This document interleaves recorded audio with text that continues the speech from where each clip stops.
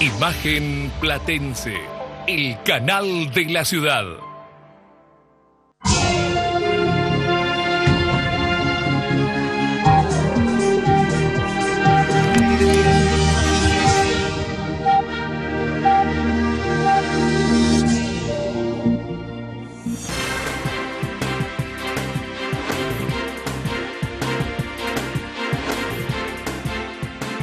Buenas tardes, bienvenidos. Aquí estamos comenzando una nueva edición del magazine de Imagen Platense, donde vamos a acompañarlos repasando los temas más relevantes de nuestro país en una jornada muy calurosa realmente en este día jueves. Como todos los días, vamos a comenzar presentando los títulos más importantes de la jornada. Kicillof prepara un duro discurso el 11 de diciembre. El electo gobernador analiza postergar un día su asunción con la idea de tener el tiempo necesario para explayarse sobre la provincia que recibirá en la ceremonia que se realizará en la legislatura. Salud. Afirman que no faltaron vacunas contra el sarampión. La subsecretaria de Prevención y Control de Enfermedades Comunicables e Inmunoprevenibles del Ministerio de Salud y Desarrollo Social, Miriam Burgos, confirmó que no faltan ni faltarán vacunas y dijo que la gente puede ir tranquila a vacunarse.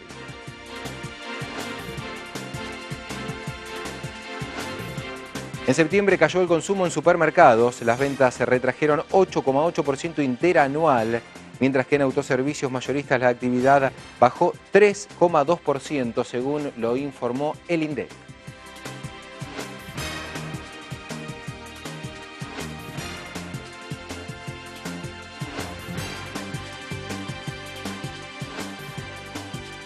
El ministro de Hacienda de la Nación, Hernán Lacunza, se refirió al trabajo que ha hecho el gobierno de Mauricio Macri en materia económica y lo calificó como un trabajo serio y responsable. La verdad que la relación de la Argentina, porque la que tiene la relación es la Argentina, no un gobierno en particular con el Fondo Monetario, está esperando, digamos, el programa fiscal, monetario, financiero del próximo gobierno. De modo que, bueno, ese desembolso está pendiente. La Argentina ha cumplido todos los compromisos monetarios y fiscales, tanto cuantitativos como cualitativos, para que el programa esté disponible. Pero por supuesto, bueno, depende del próximo programa económico. Será una decisión del próximo gobierno si va a apelar o no a ese financiamiento que está ya aprobado. Ese financiamiento no es necesariamente deuda adicional, sino que es para, como lo usamos nosotros, que es para sustituir deuda más cara, deuda privada. Es al 4%. Sí, es un puente para cuando no hay acceso al mercado voluntario de crédito, a un puente bastante conveniente en términos de que es más barato. De hecho, la Argentina, a lo largo de toda la vida del préstamo, se va a ahorrar 10.000 millones de dólares en intereses, porque es más barato, a menor tasa. De modo que, bueno, es una herramienta disponible que se puede usar para situaciones de emergencia como la que se usó, ¿no? De nuevo, la deuda es de la Argentina, no del kirchnerismo o del macrismo o de un gobierno en particular. Hay vencimientos y es natural que pasen de un gobierno a otro porque las deudas, los créditos usuales de mercado trascienden un gobierno, son a varios años. Así que lo que tenemos que mostrar como la Argentina es una consistencia a lo largo del tiempo, así que es lo más normal del mundo que a un gobierno le toque cancelar deuda del gobierno anterior, y a nosotros nos pasó, y le va a pasar al próximo también. Desde el gobierno que viene hablan de usted bien. ¿Le gustaría mantener continuidad? Digo, si suena el teléfono y Alberto Fernández le dice, Lacunza, quiero que siga al frente del Ministerio de Economía. Mire, yo estoy trabajando en este gobierno, que estoy identificado con este gobierno, la verdad que estoy abocado por el bien de los argentinos de nuevo a hacer una transición ordenada y que, como dije el primer día, que me tocó asumir en una situación bastante delicada de la economía, posterior a las PASO, con mucha incertidumbre, con pronósticos bastante apocalípticos.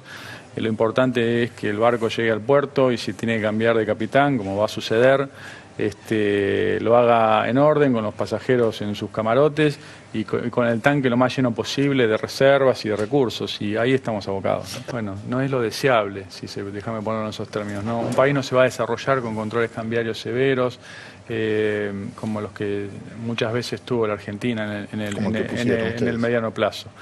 Así que son medidas de emergencia para la transición, no son medidas permanentes, son medidas transitorias, se podrían haber aplicado antes o después también, así que se aplican cuando es el momento oportuno, cuando, como cualquier medicina, no se toma prematuramente ni tardíamente en lo ideal de una terapia. Nos pareció, primero se aplicaron controles cambiarios que funcionaron. De esos controles que fueron el 1 de septiembre funcionaron 2 meses, salvo en la última semana que se agudizó un poco la salida o la demanda de divisas, y por eso lo reforzamos posterior a las elecciones. O sea, se aplicó la dosis en el momento que consideramos oportuno, y bueno, y sirve para suavizar, para ordenar la transición.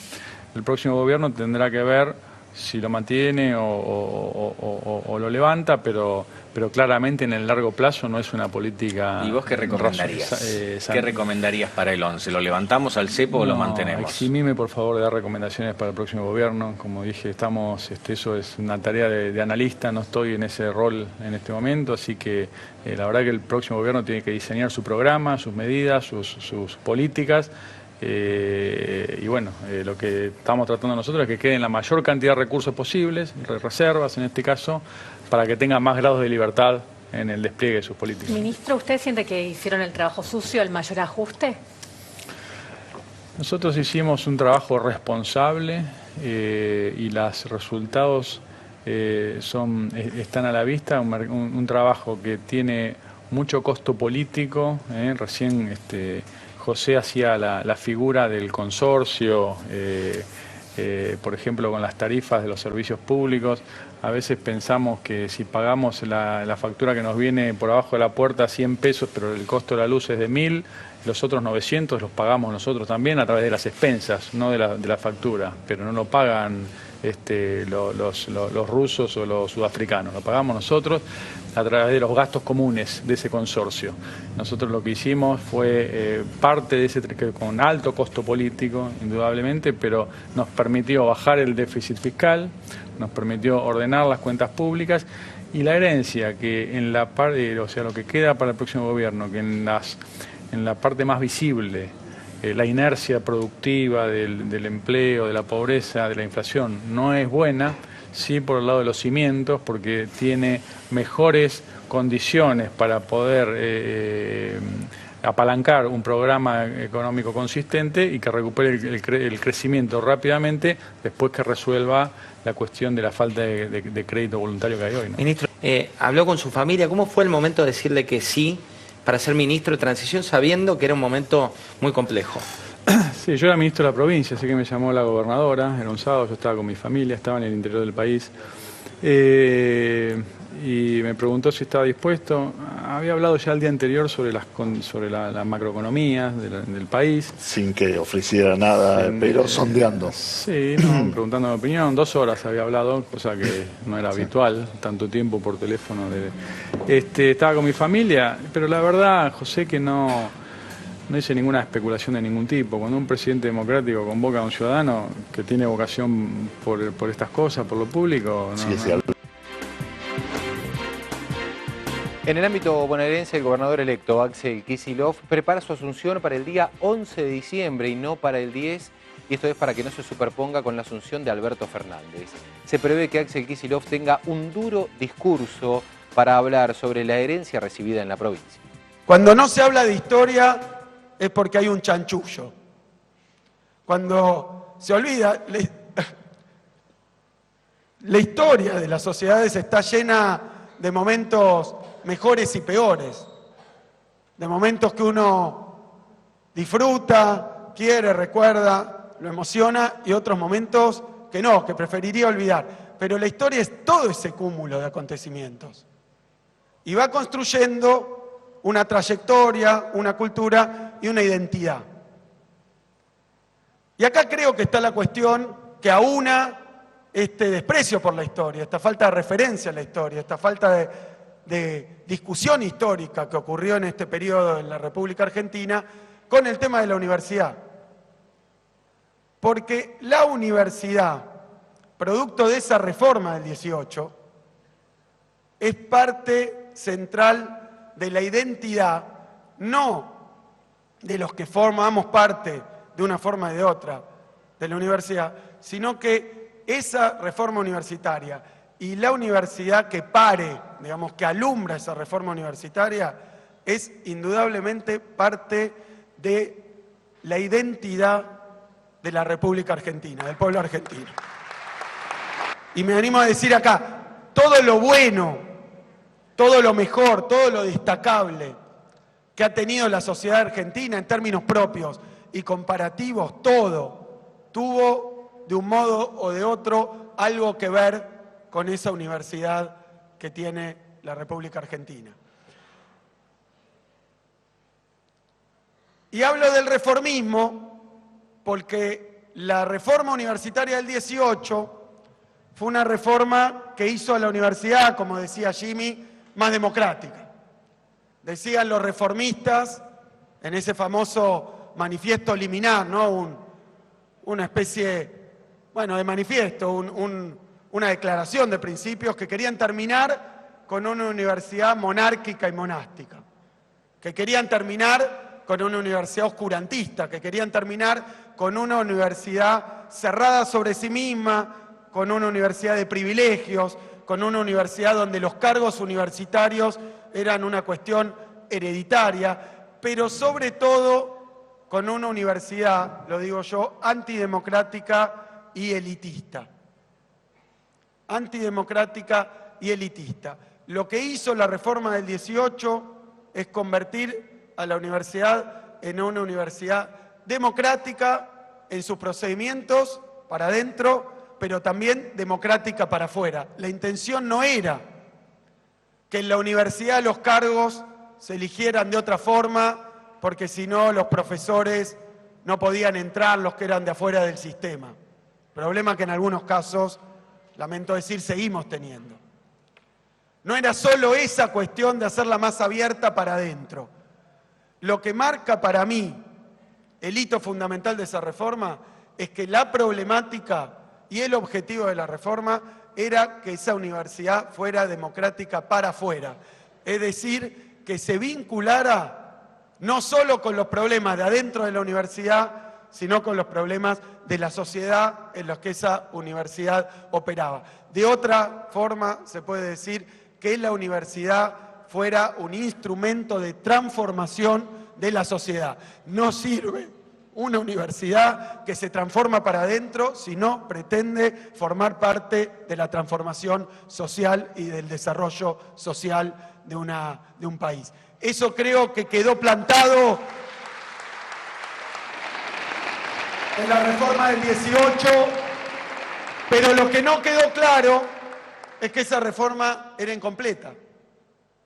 Fíjense qué paradojas que tiene la historia, porque a veces pasa algo, ocurre, hay un hecho, hay un evento, hay un acontecimiento excelente, novedoso, notable, pero que le falta un componente. Es más, que la ausencia de ese componente a ese hecho lo vuelve contradictorio en sus propios términos. Quería la reforma del 18 una universidad democrática, quería la reforma del 18 una universidad que fuera un eje de la transformación social, quería una universidad integrada con la sociedad. La verdad es que ese proyecto, por lo bien que podía salir, por lo excelente que podía ser en sus propios propósitos, era incompleto. Le faltaba algo. Lo que le faltaba a la reforma del 18 era la gratuidad. No hay universidad democrática, no hay universidad transformadora, no hay universidad integrada con la sociedad si los únicos que pueden acceder a la universidad son aquellos que tienen y que gozan de determinados privilegios, de determinados ingresos, de determinada cuna, de determinada suerte. La universidad solamente podía cumplir lo que se propuso la reforma del 18 si se convertía en una universidad realmente integradora. En una universidad que viniera a funcionar como un instrumento y como un resorte de la igualdad de oportunidades. A mí me gusta algo que se dijo acá recién y que me parece que también a veces pasa de largo.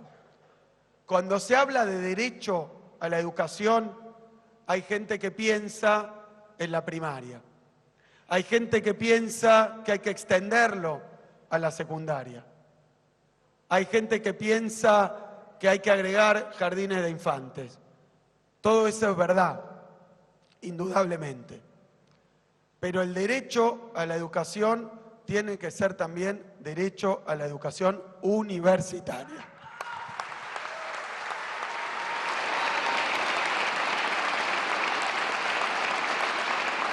Universitaria. Eso no quiere decir obligar a nadie a ir a la universidad, pero que el que quiere acceder a la universidad tenga la posibilidad de hacerlo. Y acá viene una cuestión que también creo que ha sido puesta en disputa en estos años y que me parece que también hay que dejarlo en claro. Uno dice que la educación es un derecho, pero sabemos que es un derecho que se cumple de manera muy imperfecta, porque no es verdad que todos los argentinos y argentinas tienen una igualdad ante ese derecho. No es verdad. No es verdad. Hay muchísimas explicaciones, hay muchísimas excusas, hay muchísimas condiciones que hacen que el derecho a la educación, como ocurre con el derecho a la salud, como ocurre con el derecho al trabajo, lo enunciemos como derecho, lo postulemos como derecho, lo hagamos constar en las leyes como derecho, lo hagamos constar hasta en nuestra Constitución como derecho y sin embargo no sea una realidad efectiva. No se cumpla eso que está escrito en la ley. Entonces ahí creo que está la contracara, por lo menos en mi concepción política, de qué hacer con esos derechos que no se cumplen.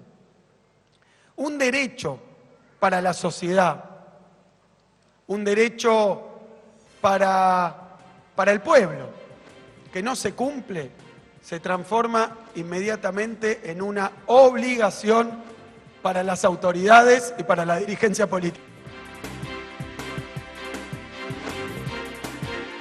Volvemos al ámbito nacional. El expresidente Eduardo Duhalde se refirió a la negociación que el gobierno llevará adelante con el Fondo Monetario Internacional y dejó una clara idea, Duhalde, al afirmar que si no se puede pagar, no se debe hacer. Se puede repartir lo que no se crea. Hay que rodear de prestigio social la actividad productiva, a los empresarios, a los pequeñitos, a los de cada municipio, de los 1.200 municipios que tenemos. Tienen que entender que lo principal que tienen que hacer ellos no es barrer las calles, poner las luces. Es el tema productivo, como pasa en Europa. Eso nace de allí. Se llaman viveros. ¿Cómo se sale de esta crisis? ¿Qué le recomienda? Bueno, lo que estoy diciendo. Hay que dedicarse a la producción. Es absolutamente posible. Yo estoy en el movimiento productivo argentino, que lo creé con Alfonsín, cuando se venía abajo el gobierno de la Rúa, para llevarle una salida vinculada con el trabajo. Movimiento productivo argentino. Y yo veo ahora que vienen los jóvenes industriales, desesperados, si quieren trabajar, y todos los días grupos de pymes que vienen también, están desesperados por poder trabajar. Bueno, hay que darle su oportunidad. ¿Cómo se negocia con el FMI, por ejemplo? Ese tema. Los acreedores nuestros saben que no le podemos pagar, nosotros también sabemos que no le podemos pagar, y ellos y nosotros sabemos que tenemos potencialidad para pagarle, pero en un plazo que no es este. Así que esto es un tema que no debe, por lo menos a mí no me preocupa. No se puede pagar, no se paga. Luego me pasó a mí. No se puede pagar, ¿qué va a hacer? ¿Usted viene para es un buen mensaje para darle consejos o para formar parte de alguna comisión? No. Yo no voy a formar parte de ninguna comisión, pero el tema ese, el tema de las tierras y el tema del estudio de futuro, la perspectiva, estamos muy atrasados. Y aconsejarle que se pongan en marcha, como en todos los países europeos, la idea del estudio del futuro. Nosotros, o sea, el futuro no existe, el futuro tenemos que crearlo por las decisiones que tomemos hoy. Y después lo que si no aceptaría jamás a ningún gobierno que nos sigamos peleando. Es una vergüenza lo que pasa en toda Latinoamérica. A mí me tocó como misión, era presidente de Mercosur, unir a los 10 países sudamericanos. En año y medio logramos que los 10 nos reunamos, un 9 de diciembre, vamos a cumplir 15 años ahora, en Ayacucho, en el teatro de la última guerra, la última batalla contra la dominación española. Y ahí los 10 presidentes muy contentos. A los 3 años estaban peleando. No hay que pelearse más, tienen que entenderlo. No hay que pelearse más. La gente mira desesperada a sus dirigentes. Mientras la gente está desesperada, la gente se pelea. Hay que pelearse más. No hay que pelearse. Doctor, usted decía recién... ¿Venezuela cree que debe haber una postura más firme respecto de una dictadura? No me interesa ese tema. A mí no me interesa que meter los temas argentinos y no meternos tanto en los problemas de otros países, porque en realidad la posición de Venezuela yo la he escrito, ya la tengo escrito de siempre. No puedo estar de acuerdo con un presidente, con un gobierno cívico-militar, yo no puedo estar de acuerdo. Ni en Venezuela, ni en Bolivia, en ningún lado creo en los gobiernos cívico-militares. Pero ocupémonos más de lo nuestro, ocupemos más de lo nuestro. Eso tiene que tenerlo... bueno, yo con Alberto tengo una confianza de siempre. Doctor, usted decía recién que si no se puede pagar, no hay que pagar. El problema es que cree que es un buen mensaje hacia el exterior decir que Argentina no va a pagar, que va a entrar en default. Escúchame, ya saben que no podemos pagar. ¿Qué mensaje? Ya saben. ¿O creen que son los acreedores? No podemos. Y cuando no se puede, no se paga. Eso es lo que me pasó a mí. Tuvimos 1 año y medio discutiendo. Querían que le bajemos las jubilaciones, una serie de despropósitos. Estuvimos 1 año y medio discutiendo. Y bueno, después se arregló con una quita importante ya en el 2003. Pero eso no es el gran problema de Argentina. El problema de Argentina no es lo que debemos, sino que no producimos. Ese es el problema. Se habla mucho de la herencia. El presidente Macri dice que deja un país funcionando con las bases sólidas. ¿Qué opina? ¿Qué importancia? No tiene importancia, son las discusiones estériles. ¿Para qué sirve? ¿Qué va a pensar Macri? ¿Va a decir que se va mal?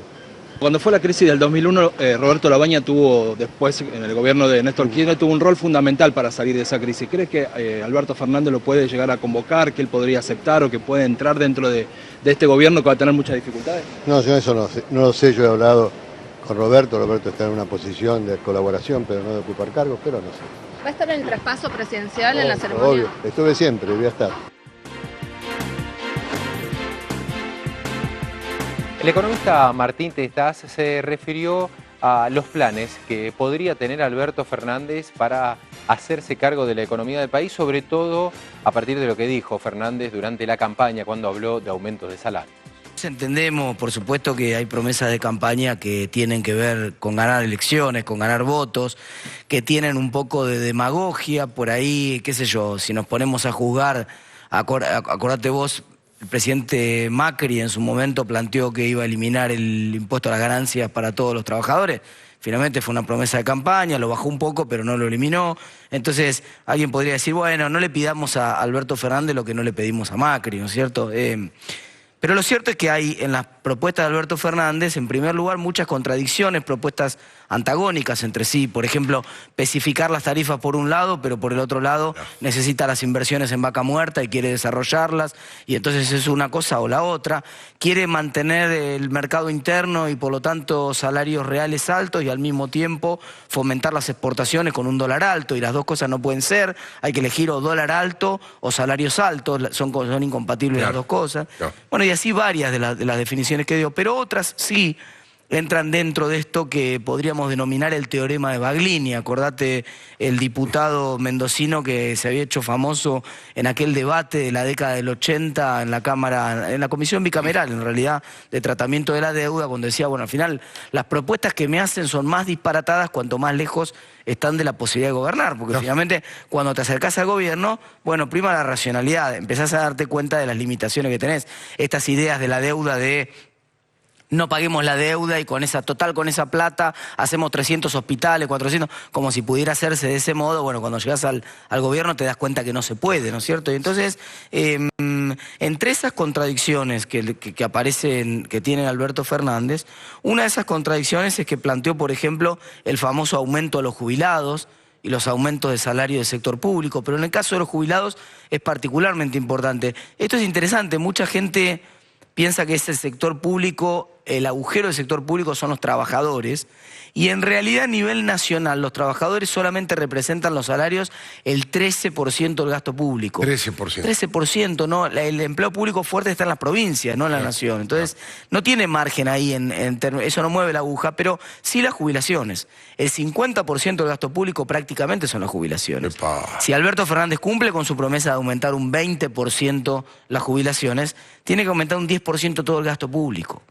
Eso es una cantidad de plata fenomenal, en unas condiciones encima en las cuales Argentina tiene déficit, es muy difícil que pueda hacer una cosa así. Pero no tiene los recursos. algo con la recaudación atendiendo a que tal vez el jubilado lleve todo eso al consumo. Eso se llama financiador automático del gasto, esa idea de que vos recaudás un poco más porque eso reactiva un poco la economía. Sí, eso es aproximadamente entre un cuarto y un 30% de lo que vos emitís, pero estamos hablando de demasiado, y aún así, si fuera ese caso, de un aumento del 7% del gasto público, lo cual sería un montón. Uno dice, bueno, lo más probable entonces es que lo hagan emitiendo. Si cumple la promesa, lo va a tener que hacer emitiendo.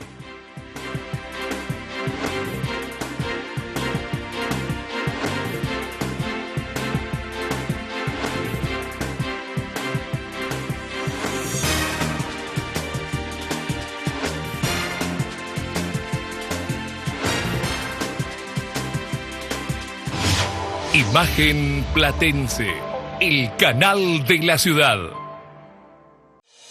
Somos Puente. Educación emocional. Todos estamos en un proceso de transformación. Gestionar nuestras emociones, aprendiendo a distinguirlas, explorando y transitando cada una de ellas. Todo es aprendizaje. Búscanos en Facebook e Instagram. Somos Puente. 221-614-7172. 221-596-0583.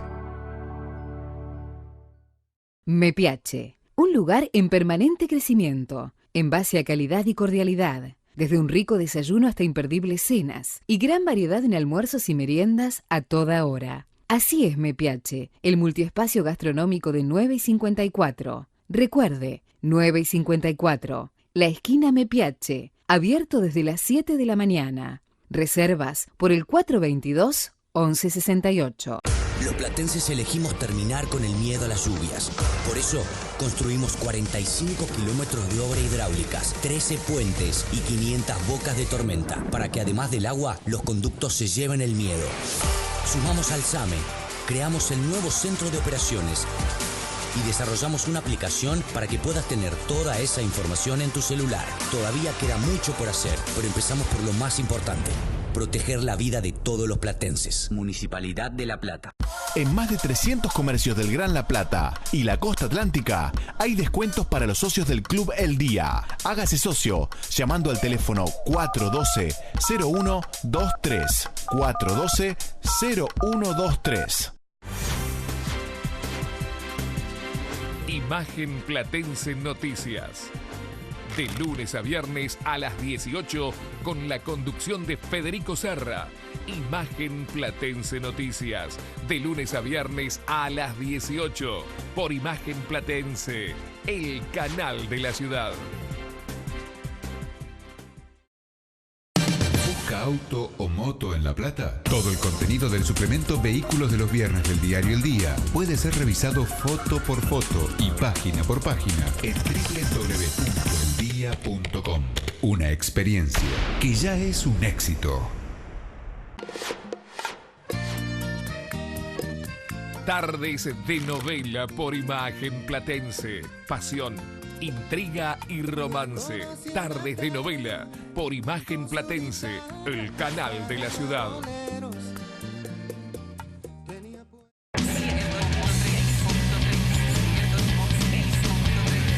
La Redonda.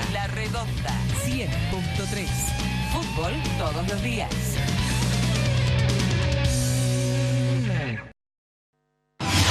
Imagen Platense, el canal de la ciudad.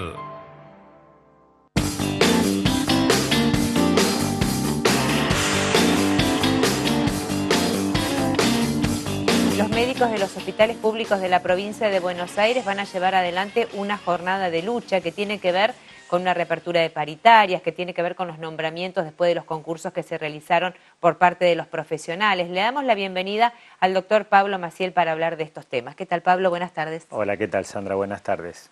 Un tema que lo hablamos en varias ocasiones, un balance que quizás para lo que tiene que ver con el gobierno fue positivo en algunas áreas, pero que lo que tiene que ver con las necesidades de los médicos no fue suficiente, y es un balance que se va a dar a conocer por parte del ministro de Salud. Nuestro Consejo Directivo Provincial de SICOP ha resuelto realizar una jornada de lucha en todo el territorio bonaerense con una concentración frente al Ministerio de Salud. en donde cada hospital va a llevar la realidad que está viviendo en materia de infraestructura, de recursos humanos, de insumos, realidad que dista bastante de lo que dice el ministro en sus declaraciones y seguramente lo hará mañana frente a los directores, de cómo ha quedado el sistema público de salud luego de su gestión, que desde SICOP venimos denunciando hace mucho tiempo.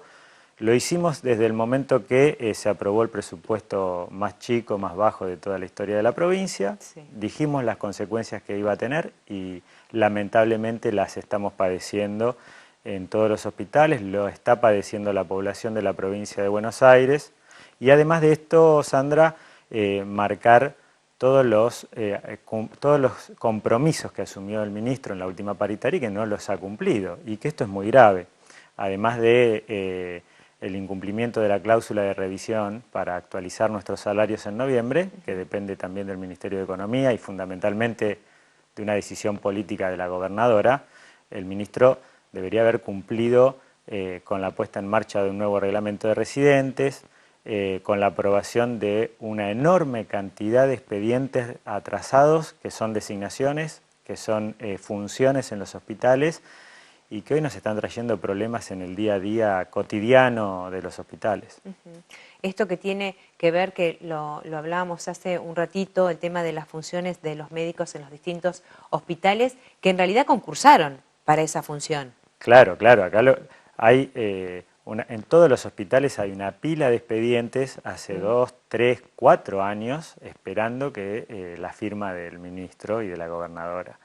Quiere decir, gente que ha concursado, ha ganado un cargo y no le ha salido la designación. Muchas de estas personas están realizando sus tareas con una beca precaria, sin vacaciones, sin aguinaldo. Y muchas personas están cumpliendo rol de jefatura de servicio, por ejemplo, un rol muy importante en la estructura hospitalaria, llevar a la gestión de un servicio, de servicios médicos como no médicos, de todas las disciplinas, y lo hacen sin cobrar la función. Esto es una irresponsabilidad enorme por parte de la gestión del ministro Scarsi, y además, bueno, trae consecuencias enormes, pues nos rompe todo el tejido y todo el organigrama del sistema de salud de la provincia. Además porque se fue cumpliendo paso a paso lo que tiene que ver con los requisitos, con los concursos para presentarse en esas funciones y que hoy estaría marcando una inestabilidad laboral. Claro, es vulneración de derechos, es discriminación, porque hay gente que está haciendo la misma tarea y no está cobrando la función, no está cobrando lo que debería cobrar. Y después es el incumplimiento de la ley 10.471, que es nuestra carrera profesional, que tiene plazos muy claros. Todos los años debe haber concursos para ingresar al sistema, concursos de pases, concursos de funciones, y el ministro no ha cumplido con la ley. Digamos, tampoco estamos pidiendo algo que se nos ocurre de repente a nosotros. Hay una ley que ordena el sistema, es una ley que hemos conseguido los trabajadores y las trabajadoras de salud después de muchos años de pelea, y se está incumpliendo gravemente. ¿Y ante este reclamo hubo alguna respuesta? No, este reclamo lo hemos llevado a la mesa paritaria, la última paritaria, además de que se firmó que en noviembre se iba a actualizar salarios. Terminando noviembre. Claro, si la inflación superaba el acuerdo salarial, se volvía a abrir paritaria. Bueno, superó más de 20 puntos. Y además de esto se firmó, lo firmó el Ministerio de Economía, el Ministerio de Trabajo, el Ministerio de Salud, de que en noviembre todos estos expedientes atrasados iban a estar resueltos y que los residentes de la provincia iban a tener un nuevo reglamento que hemos discutido, que tiene nuevos derechos, tiene mejores condiciones laborales, y esto todavía no ha sucedido, así que el ministro está terminando su gestión con una cantidad tremenda de incumplimientos y con un sistema de salud colapsado. Pablo, ¿cómo será el desarrollo de la jornada de protesta de mañana? Bueno, durante la mañana vamos a arrancar con una conferencia de prensa en nuestra sede central de La Plata, de la ciudad de La Plata, y a las 11 de la mañana, esto va a ser a las 8:30 la conferencia, y a las 11 de la mañana se van a ir acercando los hospitales, nuestras delegaciones al ministerio, y cada hospital hará público ahí los problemas que tiene en cada lugar. Muchas gracias. No, gracias a ustedes.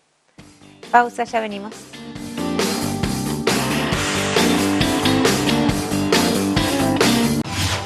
Imagen Platense, el canal de la ciudad. Los platenses elegimos terminar con el miedo a las lluvias. Por eso construimos 45 kilómetros de obra hidráulicas, 13 puentes y 500 bocas de tormenta, para que además del agua, los conductos se lleven el miedo.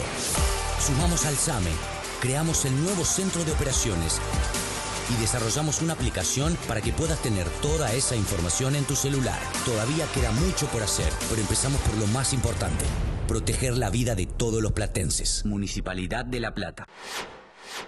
Resumen hípico, un programa de Pato Álvarez con los resultados de todas las carreras del Hipódromo de La Plata. Resumen hípico, martes y jueves a las 23 por Imagen Platense, el canal de la ciudad. En más de 300 comercios del Gran La Plata y la costa atlántica hay descuentos para los socios del Club El Día. Hágase socio llamando al teléfono 412-0123. 412-0123. Los miércoles a las 23, firma y aclaración. El programa de Martín Mendinueta hecho con historias de vida. Los miércoles a las 23 por Imagen Platense, el canal de la ciudad.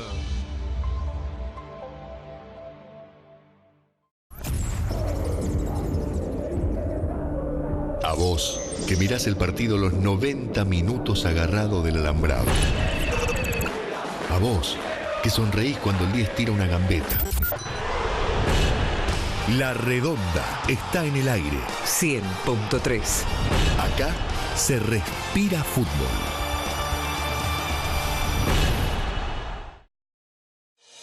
Somos Puente. Educación emocional. Todos estamos en un proceso de transformación. Gestionar nuestras emociones, aprendiendo a distinguirlas, explorando y transitando cada una de ellas. Todo es aprendizaje. Búscanos en Facebook e Instagram. Somos Puente. 221-614-7172. 221-596-0583.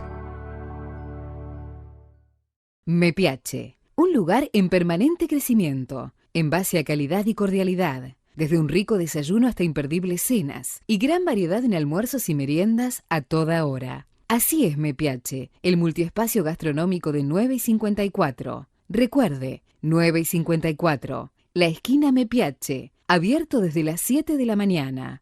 Reservas por el 422-1168. Imagen Platense, el canal de la ciudad.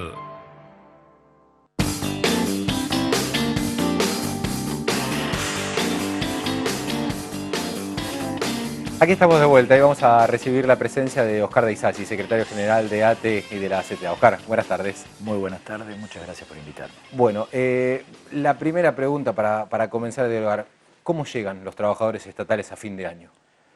La verdad que con muchas penurias, porque si hay una característica del gobierno de María Eugenia Vidal es que ha descargado la crisis, por un lado, sobre los sectores más vulnerables, es decir, los que menos tienen, los que están viviendo en la pobreza y en la indigencia. Esto se manifiesta claramente cuando uno ve los presupuestos de los últimos 4 años. Van reduciéndose los de salud, educación, niñez.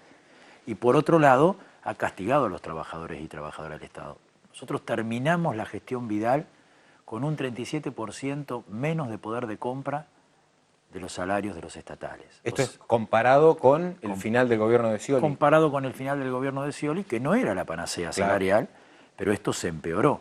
En realidad, cuando finaliza el gobierno de Solá, el salario mínimo era el equivalente a la línea de pobreza. Cuando termina el gobierno de Scioli, era el equivalente al 49% de la línea de pobreza, el salario mínimo. María Eugenia Vidal se está retirando con un 39% por debajo de la línea de pobreza de los salarios mínimos. O sea que hemos perdido capacidad de poder de compra. También tenemos un alto nivel de precarización laboral. Nosotros hace pocos días atrás hicimos un paro el día 26 y movilización a la Casa de Gobierno exigiendo la continuidad laboral de más de 11.000 trabajadores y trabajadoras que no saben si van a seguir trabajando el 31 de diciembre y obviamente también exigimos el pase a planta permanente de los mismos. Hemos soportado también jubilaciones compulsivas. En el proceso de María Eugenia Vidal hubo cientos y por qué no miles de jubilaciones compulsivas que no fueron reemplazadas por nuevos trabajadores y trabajadoras. O sea, hemos perdido cantidad de trabajadores en una provincia que es la provincia que tiene menor cantidad de trabajadores del Estado por habitante comparado con todas las provincias. O sea, eso es un término o son datos desconocidos realmente, porque los que no trabajamos en el Estado pensamos que la provincia tiene un montón de trabajadores estatales. Lo que pasa es que vivimos en la ciudad de La Plata y está todo concentrado, ¿no? Eso tal vez nos da la pauta de que hay muchos, pero en la relación con otras provincias hay menos. Mira, hay dos datos que refuerzan la necesidad de incorporar personal, no solo de no reducir, sino de incorporar personal. El primero es que en la provincia de Buenos Aires, sobre todo el conurbano bonaerense y a los costados de las grandes ciudades del interior, hay bolsones de pobrezas crecientes que cada vez se cuentan más y más y más. O sea, necesitamos para resolver esos problemas y esas penurias una presencia activa del Estado en materia de salud, de educación, de niñez. No se puede reemplazar un centro de salud por robot. O tenés trabajador social, enfermero o médico, o no tenés nada. Sí. Bueno, entonces lo que decimos que por un lado hay una deuda social que demanda presencia del Estado y por otro lado el Estado está achicando la planta de trabajadores y trabajadoras. Con lo cual, la ecuación para empezar a resolver esos problemas es incorporar personal especializado, sobre todo en lo que tiene que ver en áreas sociales, políticas de niñez, política de desarrollo social, política de salud, y avanzar en ese sentido. En la provincia de Buenos Aires no sobra personal, sino que falta, y sobre todo en áreas críticas, como te mencioné anteriormente. Nosotros no necesitamos un Estado que esté ausente de los problemas de la gente, necesitamos un Estado que esté presente para resolverlo. Entonces hay que llevar el Estado a donde están los enclaves de pobreza para apuntar a resolver. Son 11.000 el total de trabajadores que pertenecen al Estado bonaerense que no saben si el 1 de enero siguen trabajando hoy en día. No menos de 11.000, los que hemos detectado nosotros son 11.000, alrededor de 6.000 que son temporarios mensualizados, contratados, becarios de salud, y unos 5.000 que se incorporaron en la gestión Vidal, que son los llamados contratos autónomos, que son contratos extremadamente basura, que no le dan ningún tipo de derecho al trabajador y a la trabajadora, y que también están dentro de esta problemática y se estaría terminando la relación laboral el 31 de diciembre. Es muy importante decir dos cosas. Primero, que todos esos trabajadores y trabajadoras van todos los días a trabajar.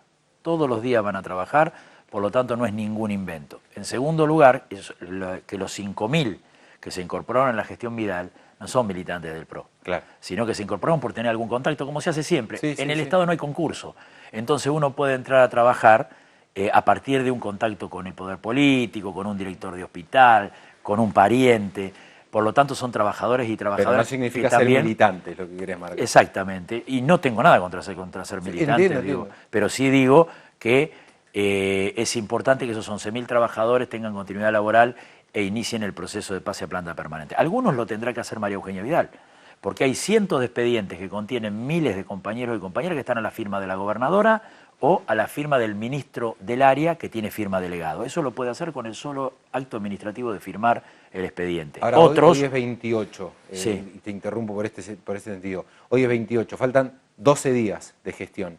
¿Crees que en 12 días puede llegar a darse? Vamos a hacer todo lo posible para que eso suceda. Después dependerá de la gobernadora. Nosotros hicimos paro y movilizamos para que eso suceda. Si tenemos que hacer nuevas medidas antes del 10 de diciembre las vamos a hacer, porque nuestro rol es hacer todo lo que esté a nuestro alcance para garantizar que los trabajadores del Estado y su familia tengan la tranquilidad de terminar con esa angustia que cada 31 de diciembre no saben cuál va a ser su suerte laboral. Y a partir del 11 de diciembre que se dé la asunción de Axel Kicillof, van a quedar 20 días también para tratar este mismo tema. ¿Han hablado ya con alguien vinculado al gobernador electo o no lo han hecho todavía? En primer lugar, venimos haciendo gestiones para reunirnos con el gobernador electo Axel Kicillof.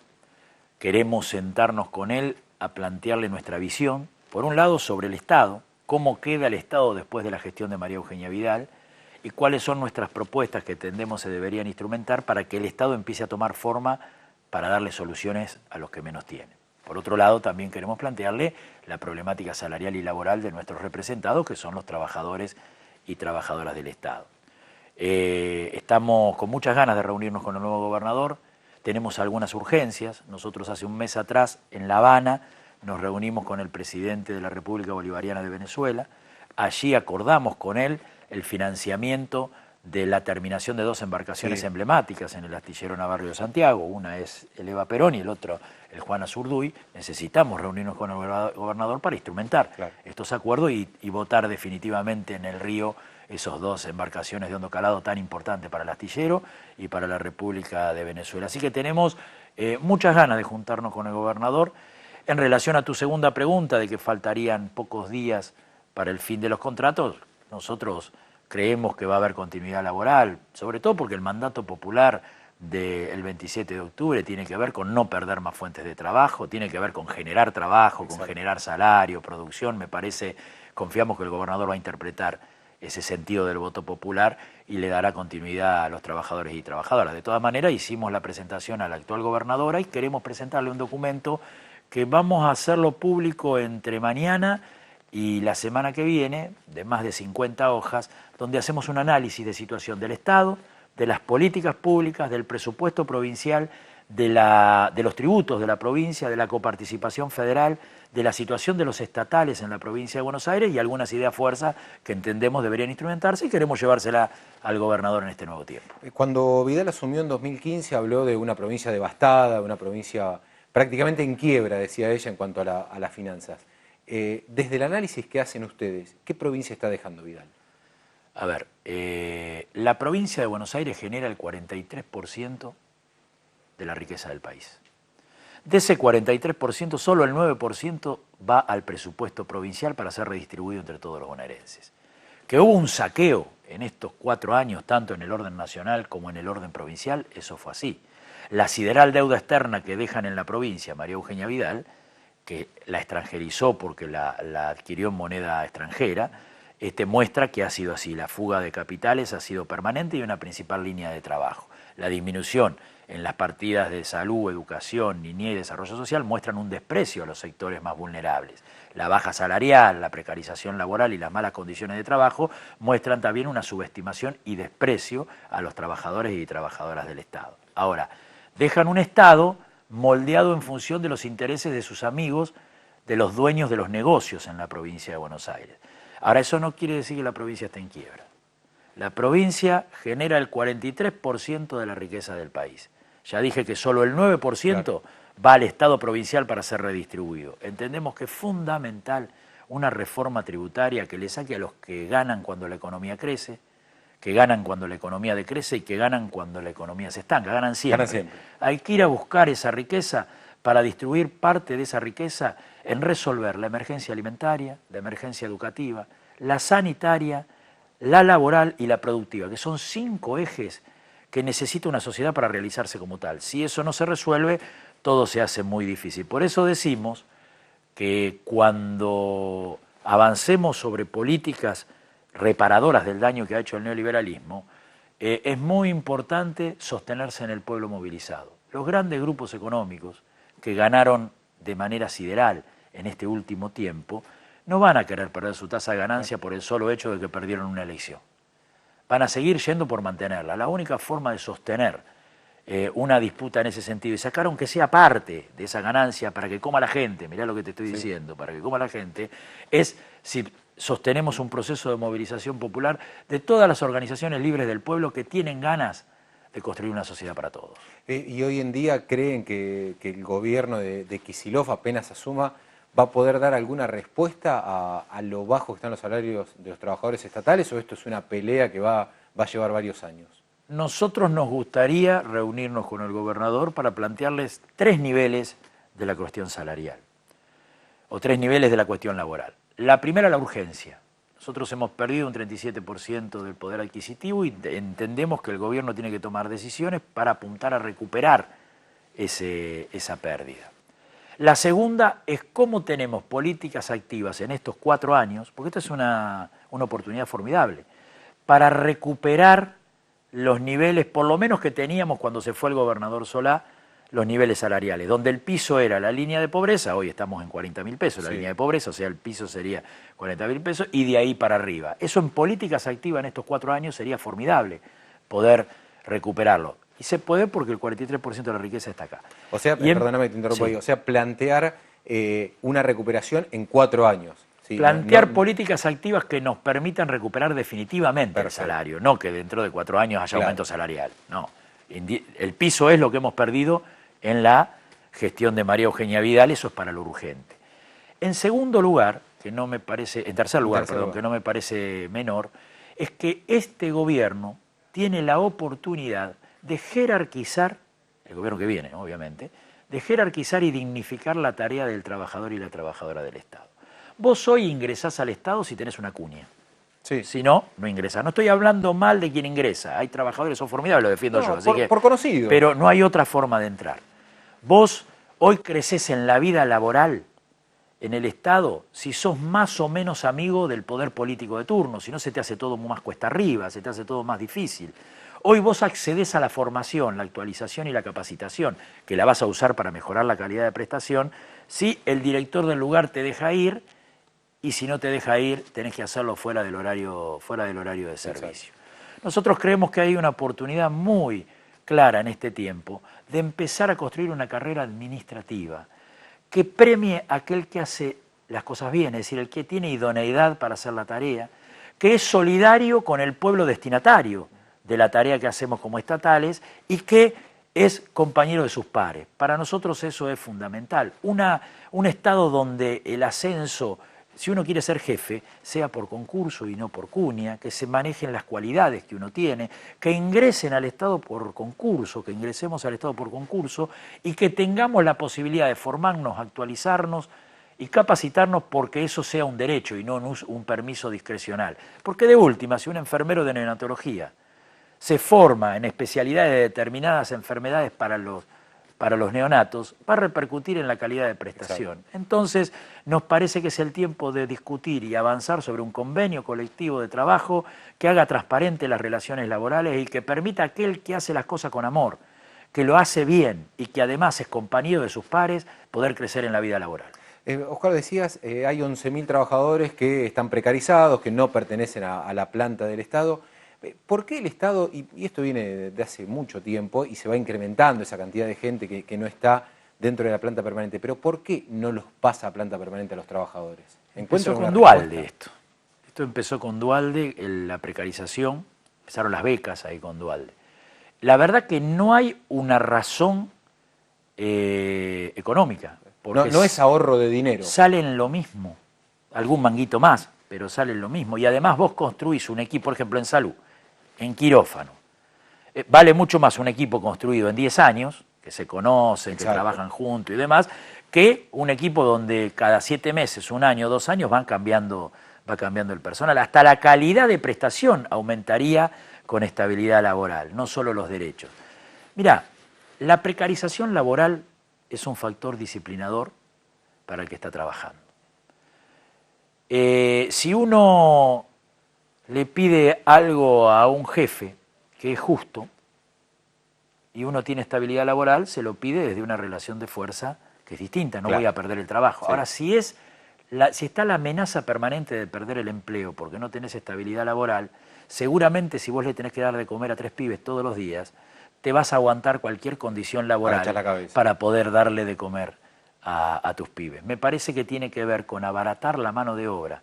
Ahora, al abaratar la mano de obra, lo que sucede es que repercute en menor calidad de la prestación del Estado. Esto es así. No es lo mismo un enfermero becario que cobra 2 mangos en el Hospital Parocién de La Matanza durante años que un enfermero que está dentro de la carrera, que se forma, que trabaja 6 horas, que cobra bien, que sabe dónde están sus pibes cuando está trabajando. No es la misma calidad de prestación, como no es lo mismo atender 100 pacientes uno solo o atender 100 pacientes con el personal adecuado. Creo que tiene que ver con el desprestigio, y en esto yo creo que es hasta transversal. Ha habido gobiernos en la provincia de distintos signos políticos con el desprestigio que tienen o sobre la valoración que tienen sobre el trabajador y la trabajadora del Estado distintos gobiernos y se equivocan. Solo va a haber políticas de Estado eficaces para la sociedad si hay dignificación y jerarquización de la tarea del trabajador del Estado. En un 80% el recurso humano en salud no es reemplazable por tecnología. Vos no podés reemplazar por robot enfermeros, como te decía hoy, psicólogos, trabajadores sociales. Los tenés que formar, les tenés que pagar bien y vas a ver cómo van a estar con una sonrisa atendiendo las dolencias que tiene nuestro pueblo. Durante el gobierno de Vidal implementó en distintos ministerios el ingresar con huella dactilar y con los molinetes. ¿Sirvió para algo eso? Me parece que primero hay que generar salarios dignos. Me parece que primero hay que generar, antes que cualquier cosa, invertir recursos en mejorar las condiciones laborales. Tenemos escuelas que día por medio se le cae un techo. Ahora en Varela se cayó un techo en una escuela, sin contar lo que le pasó a Sandra y Rubén, que pagaron con su vida la negligencia. Me parece que hay que invertir en otras cosas primero para poder después discutir la cuestión del control de la asistencia. Y por otro lado, con maquinita o sin maquinita, los que son amigos del poder siguen en impunidad. Porque el problema es que las relaciones laborales no están democratizadas. Democratizar las relaciones laborales significa que todos tengamos los mismos derechos y las mismas obligaciones. Con molinete, color rojo, color verde, con un robot que te saluda, lo que sea, están los socios del poder que siempre hacen las cosas con impunidad y las hacen por la puerta de atrás. No resuelve el problema de la eficacia del Estado, un Estado represor para sus trabajadores y trabajadoras. Lo resuelve un Estado que piensa en esos trabajadores y en esas trabajadoras, que dignifican su tarea, que jerarquizan su tarea, que invierten en mejorar las condiciones laborales. Mirá, empezar por el molinete presupone decir que somos todos vagos, en lugar de empezar por refaccionar las escuelas que están en riesgo hasta los pibes. Es una visión que tienen los neoliberales sobre los trabajadores y trabajadoras del Estado. Ahora yo los invito, algunos son de Capital Federal y salen pocas veces del centro de la Capital Federal, yo los invito a que vayan a recorrer las escuelas públicas de la provincia de Buenos Aires. Y vas a ver cómo el auxiliar de educación no solo está todos los días trabajando, sino que hasta a veces compra la lavandina para limpiarle el baño al pibe. Cómo la docente va con 2 chocolates para poder darle a quienes no tienen la posibilidad de comprar nunca un chocolate. Cómo en los hospitales públicos, nuestros enfermeros, nuestros médicos, hacen mucho más que lo que la ley les obliga a hacer para poder paliar las miserias. Cómo en los organismos de niñez, donde están los pibes fruto de la pobreza, nuestros trabajadores y trabajadoras, sin tener nada para darle, por lo menos le dan una caricia. Es una infamia empezar por el control de asistencia de la gente. Por lo primero que hay que empezar es porque las reglas del juego sean claras y premiar a aquel que trabaja y darle las condiciones que tiene que tener. Oscar, ¿tienen más expectativa en este gobierno de Kicillof como para que se genere un cambio hacia los trabajadores? ¿Van a empezar por ahí la negociación con una expectativa distinta? Yo represento un gremio que va a plantear lo que tiene que plantear en materia salarial y en materia laboral. Por lo tanto, veremos en el andar del gobierno que viene cómo se comporta en ese sentido. Ahora, en lo personal, yo he trabajado para que Kicillof sea gobernador, en el frente de todos. Yo participo en el frente de todos. Y digo en lo personal porque ATE es de todos. Exacto. Piensen como piensen, estén afiliados al partido que estén afiliados, siendo estatales y afiliados a ATE, tienen derecho a participar en todos los niveles. Como secretario general, tengo que representar a los trabajadores y trabajo, lo hago con orgullo y con ganas, en todas las reivindicaciones que son las mismas que teníamos con María Eugenia Vidal. Como militante político sí tengo más esperanza en este nuevo tiempo y en el nuevo gobernador. Muchas gracias, Oscar. No, por favor. Oscar de Isasi, secretario general de ATE y también de STA, pasó aquí por el magazine de Imagen Platense.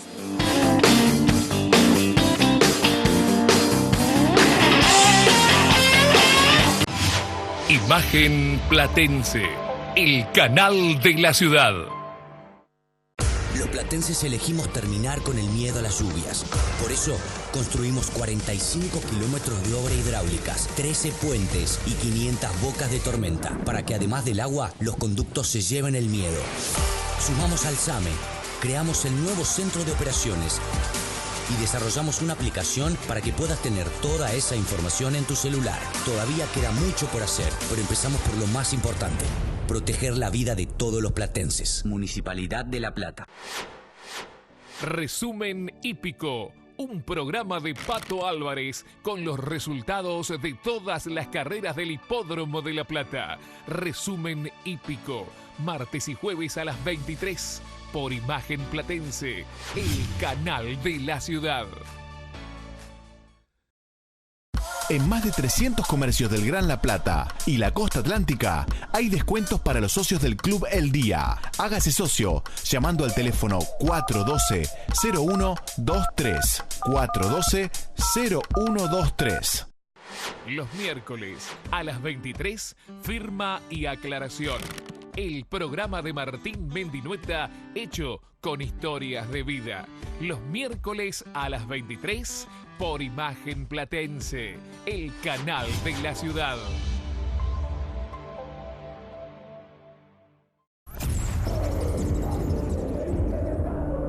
A vos, que mirás el partido los 90 minutos agarrado del alambrado. A vos, que sonreís cuando el 10 tira una gambeta. La Redonda está en el aire. 100.3. Acá se respira fútbol.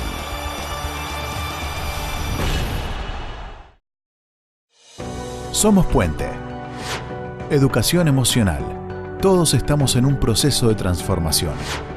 Gestionar nuestras emociones, aprendiendo a distinguirlas, explorando y transitando cada una de ellas. Todo es aprendizaje. Búscanos en Facebook e Instagram. Somos Puente. 221-614-7172. 221-596-0583. Me Piace, un lugar en permanente crecimiento, en base a calidad y cordialidad, desde un rico desayuno hasta imperdibles cenas y gran variedad en almuerzos y meriendas a toda hora. Así es Me Piace, el multiespacio gastronómico de 9 y 54. Recuerde, 9 y 54, la esquina Me Piace, abierto desde las 7 de la mañana. Reservas por el 422-1168. Imagen Platense, el canal de la ciudad.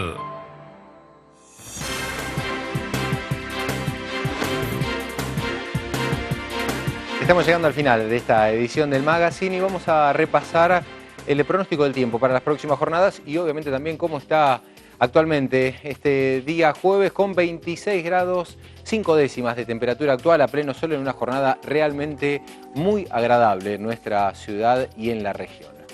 Repasamos cómo viene para los próximos días. Mañana viernes mínima de 18 y máxima de 28 con cielo parcialmente nublado.